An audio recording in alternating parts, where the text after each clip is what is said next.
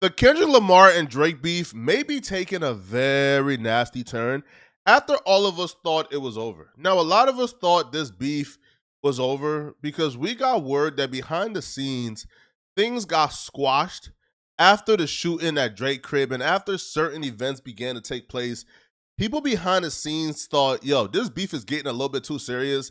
It was all rap at first. Now it's taking a turn, and we don't want for either party to get hurt, so let's just squash it, stop the diss records, and move on.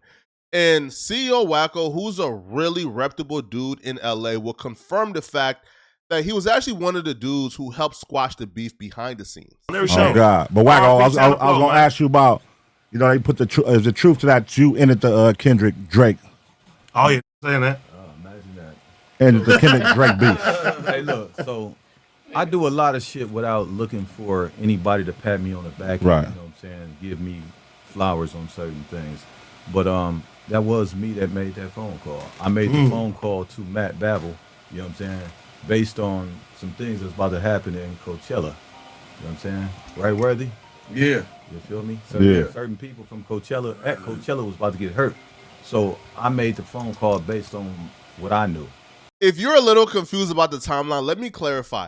Drake dropped Push Ups, his first Kendrick Lamar official diss, April 19th. That was the last day of Coachella.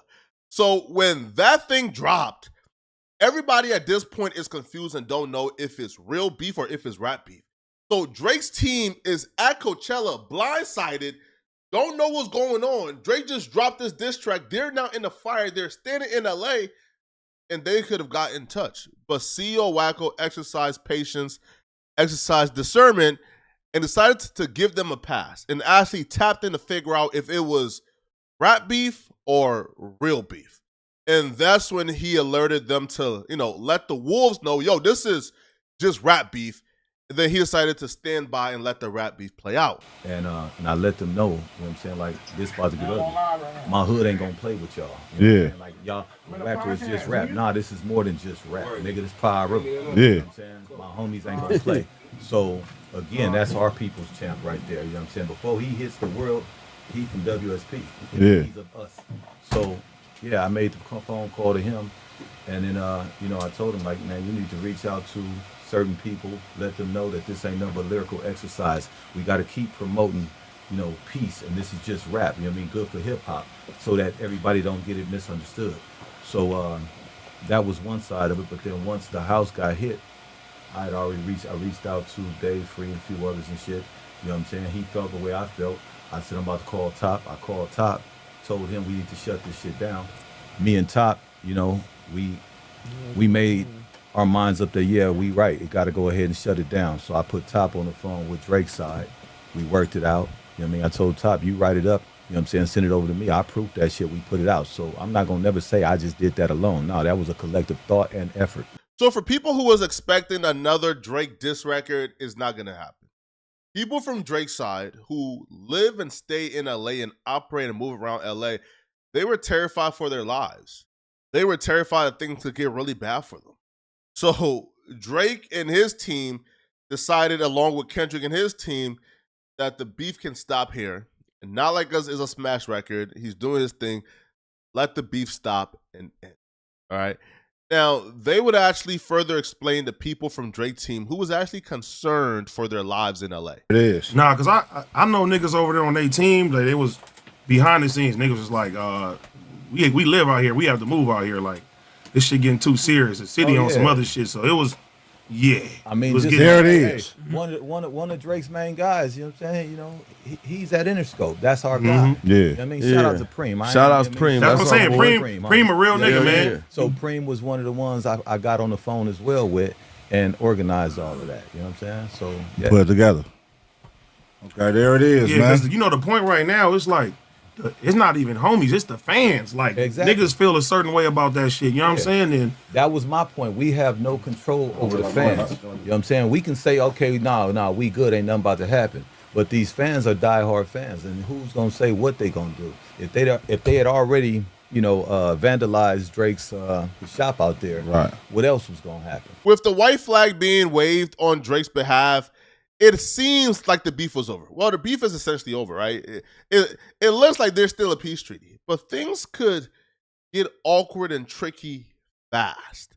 Schoolboy Q would recently take to Twitter about an hour ago to announce that maybe Drake and his team is playing dirty game. Schoolboy Q would take to Twitter to say, they just canceled my show in Toronto. Canadian police don't want nobody from TDE performing.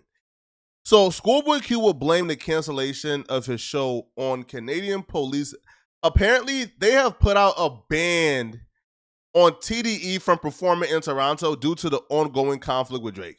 Now, Schoolboy Q would have reasons to believe, though, that Drake is probably involved because his next tweet would be, Top was just with Wayne and Baby, shaking my head. Party Next Door just had a show at the Palladium.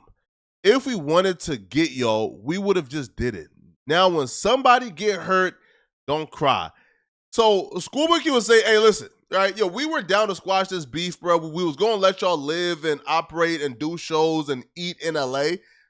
But now it looks like you guys are not operating in the same good faith that we're operating in, right? Now, I'll be real, all right? Now, Toronto is having like flash floods and is having unprecedented historical floods.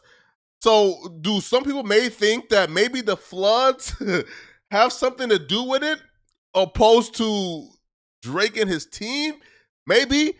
Boy, Schoolboy Q has always been somebody, bro, who is extremely honest, has good character, a man with principles and morals, bro. So I don't think Schoolboy Q would be misleading in any way, and I don't think he would involve Drake and his team if he didn't really believe that Drake and his team was involved, right? And Schoolboy Q would say, actually, I get it, right? Never mind. This is low-key hilarious. I don't know why Dot put me in that effing video. So Schoolboy Q would say that the reason why he been banned from performing in Toronto is because he was in the Not Like Us video, which is very true, right? As you can see right here, right? This is Schoolboy Q in the Not Like Us video. All right, now academics did like say, yo, I'm praying for peace. And Schoolboy Q did clarify, bro, that it's not like that. Schoolboy Q says, I never said I'm gonna kill somebody. I'm saying if we wanted to crack it off, we could have. Rap and move on. Playing tough gonna get somebody hurt. It's all good. I'm a soccer dad. The current floods are a good reason and probably a good excuse for why the show is canceled. But here's why a lot of people aren't rolling out Drake, because Pusha T, another one of Drake's ops, also had the same complaint, right? He was performing in Toronto in Canada. It was all good. Then he got into a beef with Drake, and now he can't even get a passport into Canada, right? So Drake has ties in high places, bro. Canada before. I'm banned from Canada. You're banned from Canada. I thought you was just saying that. I didn't get turned out of, no, I didn't get turned out of the border. Oh, so you filled out for your visa, and they came back and they got on. Came back and not working. Yeah, exactly. What did you do in Canada? I didn't do nothing. That's playing a different game. You banned from the country. That's a little next level. In all seriousness, man, I hope Drake isn't involved, bro, because this will really be disappointing, because rap beef should be for the culture. It should stay with rap beef. Once you start trying to affect people's pocket, like now, if he did this to Kendrick Lamar, maybe I can understand, yo, but you doing this to like casualties who did nothing to you, like Schoolboy Q, minds his business. He's super peaceful. He has his kids. He, you know, like, right, like he does nothing to Drake. So for him to do this to Schoolboy Q, if Drake truly is involved,